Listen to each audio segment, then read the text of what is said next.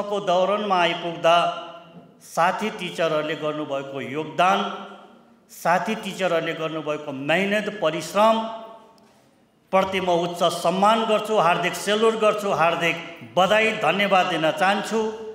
यहाँहरूको आगामी पाइलाहरू उत्तरोत्तर प्रगति सफलतामा चुम्न पुगुनमा हार्दिक शुभकामना दिन चाहन्छु।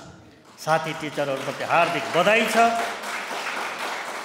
यो 5 पौडी थाङपाल गाउँपालिकामा यहाँले गर्नुभएको कन्ट्रिब्युट यो गाउँपालिकाको इतिहासमा स्वर्णम अक्षरले लेखिनेछ।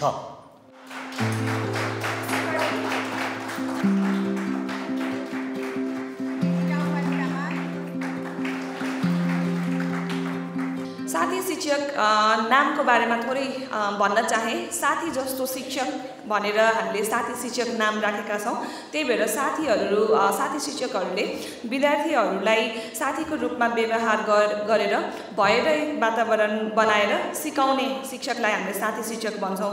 उहाँहरूले सिकाउने क्रममा विद्यार्थीहरूलाई युग सुहाउँदो सिपहरू जसलाई हामीले फोसिङ स्किल भन्छौँ त्यो पनि प्रदान गर्नुहुन्छ।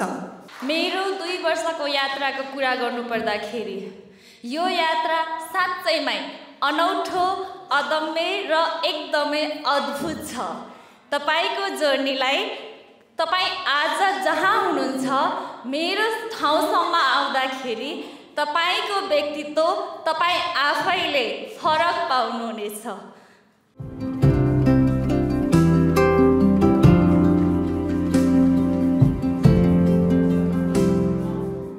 अब यसमा यो कार्यक्रम मलाई फलदायी नै लाग्यो धेरै हिसाबले।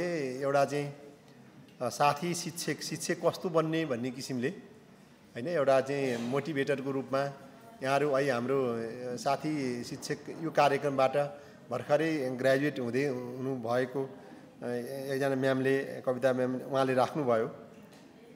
धेरै विषय वास्तवमा उहाँहरूलाई यो 2 वर्ष काम गर्दै जाँदाखेरिमा चाहिँ उहाँहरूलाई केही कुराहरू इन्टरनलाइज भयो होला हैन। यो अब यसमा कठिनाइ पनि होला। हामीले अलिकति दुर्गम ठाउँमा स्थानमा गएर कार्यक्रम सञ्चालन गर्दाखेरिमा सिन्धुपाल्चोक, तनहुँको केही रिमोट एरियामा कार्यक्रमहरू भइरहेछ।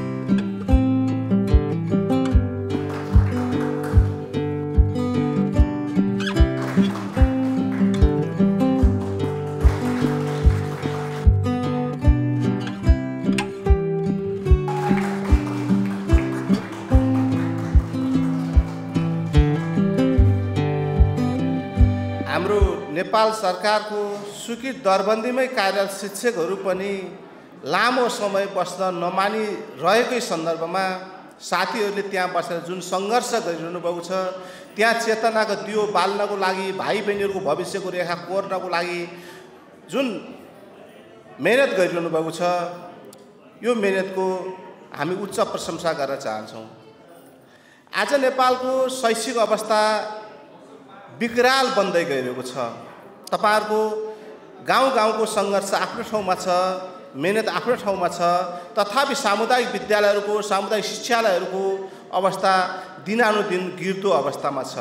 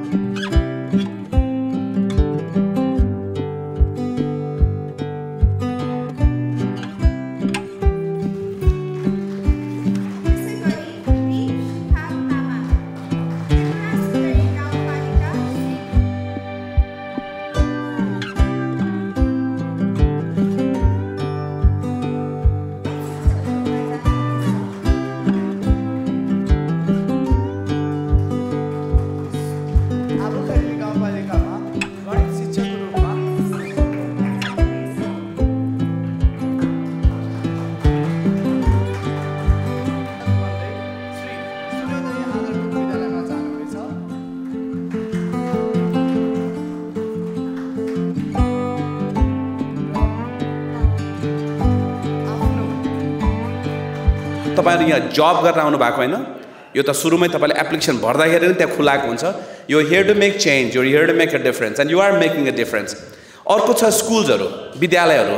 सो विद्यालयहरुले तपाईहरुकोमा आफ्नो भाइ बहिनीहरू विद्यार्थी गाउँको वरपरको केटाकेटीहरू छोडेर नजिकको प्राइभेट स्कुलमा जाने अथवा गाउँै छोडेर जाने जुन एउटा ठुलो विकराल समस्या ल्याइरहेछ होइन, त्यो कुरा रोक्नलाई सबैभन्दा ठुलो भूमिका स्कुलले खेल्ने हो। किन केटाकेटी त्यहाँ राख्न सक्यो भने मात्र हुने हो। त्यसले पनि एक किसिमको हाम्रो देशको एउटा के अरे ब्यालेन्सलाई पनि कन्ट्रिब्युसन गर्छ होइन। त्यतातिर पनि हामी स्कुल पनि ठुलो हाम्रो पार्टनरसिप छ भने